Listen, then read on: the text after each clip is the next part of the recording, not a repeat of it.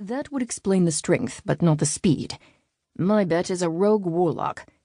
Either way, we should have called a local patrol to deal with this. She clicked her tongue. We're already late for the meeting with a cap. Perhaps, but we are Hollowcliff's finest, aren't we?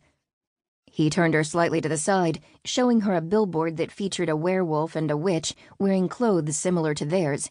The witch with a white shirt, black leather jacket and jeans, and the wolf with a white shirt, black vest and pants, which wasn't even the uniform Lycanian detectives used, but whatever.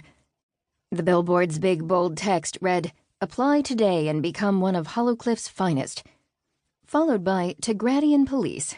We're stronger together." Pride swelled in Mera's core.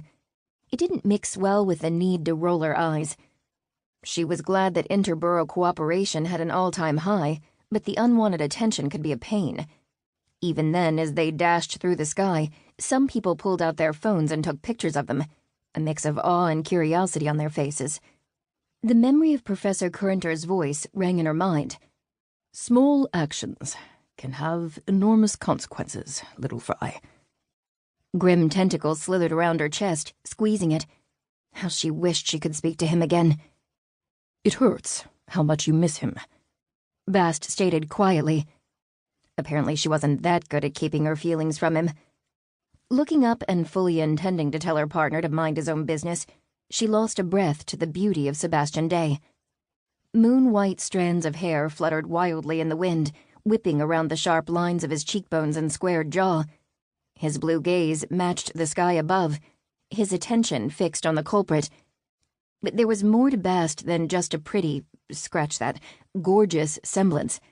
He always stood by her side, no matter what, and he understood her in ways Mera herself sometimes couldn't.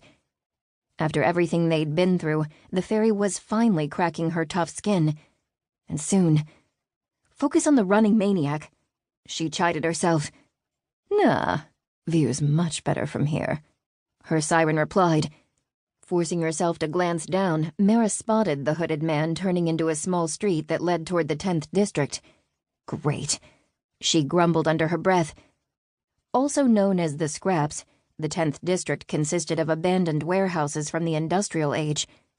It lined the river Tigris, a mighty waterway that cut through Clifftown, only to debouch at the ocean miles away. The densely packed warehouses and the river posed their own problems for catching criminals, but the real danger of the 10th district was the old underground. Its vast network of forsaken tunnels turned the Scraps into a perfect getaway for fugitives. Bast's wingspan didn't fit into the narrow street, so he went higher, chasing the offender from above the buildings.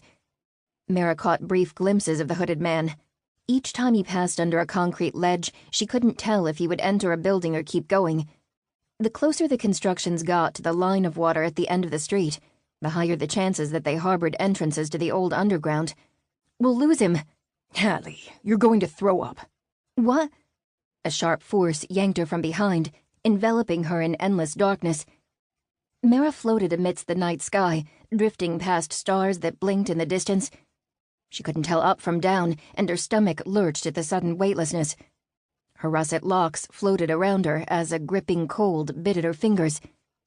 It was like falling and not falling at the same time, hanging between two different realms. If Bast hadn't been holding her tight, she might have drifted off into the vast obsidian. Ahead, a slit cut through the darkness, an industrial cityscape peeking through it. The slit sucked them out, nearly pulling Mera's skin off her body. Her mind spun as she crashed on the hard ground. Holy! She bent over and threw up her lunch. Mera had never winnowed before, and fuck if she'd ever do it again. Flying was way better, not to mention she never threw up when they flew. How did you winnow here? She stammered, wiping her mouth with the sleeve of her black leather jacket. You've never been to the Scrap District. I pulled the location from your mind. I suppose our link goes deeper than we imagined. He clicked his tongue. Fukestock. He took a turn. Hold on. He grasped her shoulder, and before she knew it, Mera plummeted into the endless nothing again, her stomach falling on itself. It lasted an eye blink, and then they arrived at an empty parking lot. God damn it, Bast! Her vision blurred, and Mera thought she might throw up again. This time, however, she kept it in, probably because she'd already emptied her stomach after the first time. Her balance was